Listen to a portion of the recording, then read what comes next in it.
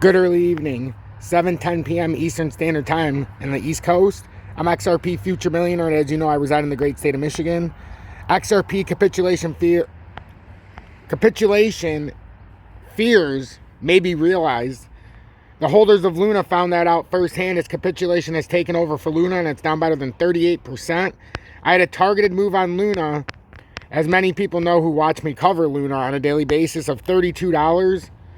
And that targeted move, I thought would hit somewhere around, where was it at? 32 is right here. That's what we've been calling out, but it's happened a lot quicker than I even thought. But I said if it capitulated down, we could get down to $32. And now we've capitulated down. We're down better than 38%.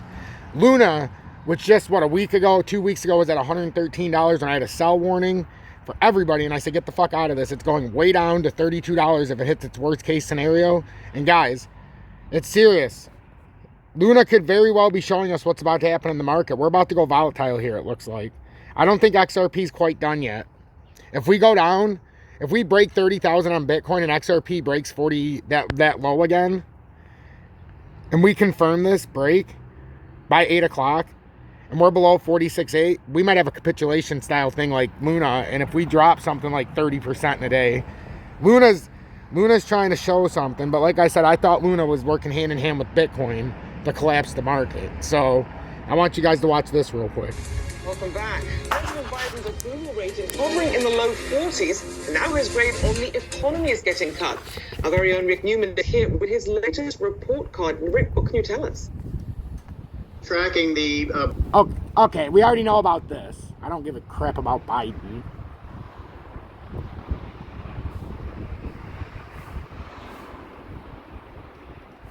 There's another challenge here for Democrats is going to be some of that division that we... It has characterized the Democratic Party during inflation. So I think the odds that they're going to even get a small version of Build Back Better passed this year are very small. And this is going to work against the Democrats.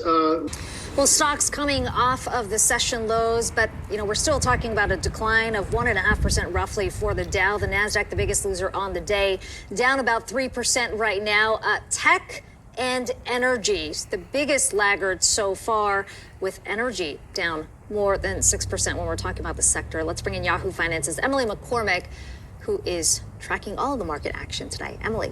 Well, Kiko, the selling pressure is really not letting up today on Wall Street. As we can see here, the S&P 500, it had closed its 5th consecutive weekly loss just last week, and now we're heading for a 6th potential weekly loss if this selling continues here. This index down about 2.2% intraday. The NASDAQ Composite, of course, the big laggard here, down 3% intraday, and the Dow Jones Industrial Average, the best performer by comparison, but still down by nearly 1.5%. And if we take a look at where things have now trended for the S&P 500 on a year-to-date basis, we are now hitting the lows of 2022 so far here for this blue chip index. And volatility is really the name of the game here. We can see that clearly in the CBOE Volatility Index, or VIX, which is, of course, a measure of the expected 30-day volatility for the S&P 500. That index climbing to nearly 35 here intraday. And, of course, that longer run average is right around 20. So we are well above that average level here. Now, in terms of what we're seeing in the bond market, treasury yields, at least on the long end of the curve, are moving a little bit lower intraday today. They've been fluctuating between mild gains and losses, but over the past month, it has clearly been on an uptrend. We've also seen rapid declines for crypto. I'm looking at Bitcoin trading just above that $32,000 level. What are we seeing in terms of crypto-linked stocks? Well, taking a look quickly just at the cryptocurrency price action to begin with here, we've seen a lot of pressure for Bitcoin, for the major cryptocurrencies over the past several days, and that's really coming to a head today. We can see Bitcoin is down another 6%. You'd have to go all the way back to July 2021. That is the lowest level that Bitcoin is now trading at, down about 44% now over this 1 year period. And when it comes to crypto-linked stocks, naturally, when we see cryptocurrencies under pressure, these crypto-linked stocks such as Coinbase, for example, even PayPal, of course, which just recently reported results, in Square, also really seeing quite a bit of selling action as well. Now, Coinbase is slated to report its quarterly results tomorrow afternoon, so we'll see how this company performs then. But just based on what we're seeing in the cryptocurrency price action, investors not really showing a whole lot of optimism here for these names, Akiko. Yeah, hard to find optimism anyway.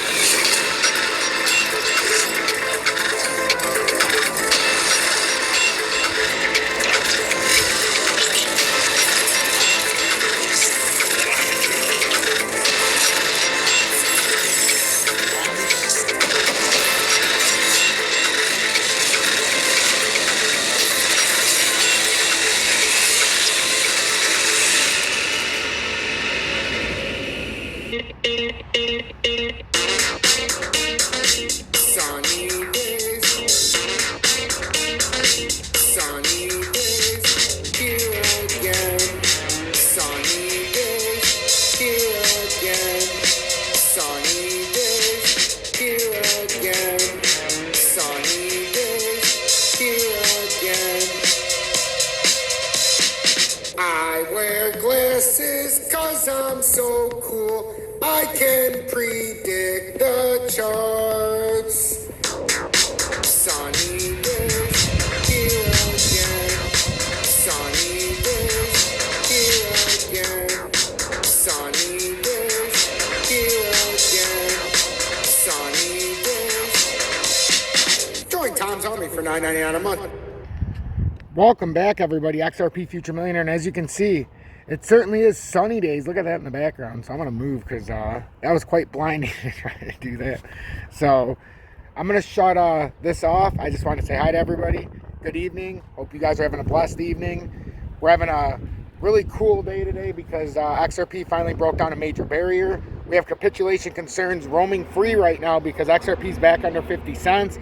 As we can see, Luna capitulation is real, guys, when it happens. Luna's down better than 40% now. Can you believe that? Holy shit balls.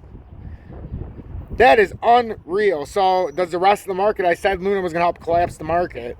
And I had a $32 prediction that I made live on a live stream for over a week now. And it started when Luna was at $113 when I told everybody to sell. And my Luna chart speaks it. It's coming down. And I put that support down there because that's where I think it's going to go. Actually, it's a little lower because I had this support down here and I said, I think we're going to hit this bottom here, that wick, and we'll double bottom where that wick was because I didn't think the uptrend was going to hold in the descending triangle. I said wasn't going to hold. And we just broke right through and we broke it down. And this is what happens when you have capitulation. So I wanted to show you guys. Capitulation, guys, is fucking real. So that's what we're dealing with right now. And if XRP goes down this route in Bitcoin, well, no. If Bitcoin breaks 30,000, that's when we're going to know. Especially if 28... To me, capitulation for Bitcoin will start when 28,908 is broken. It'll break that low of that head and shoulders formation that we failed to break. And it was a double bottom. This would be a triple bottom if it held. So I don't think the triple bottom is going to hold, and that's our next stop. So that's what I think is going on with Bitcoin.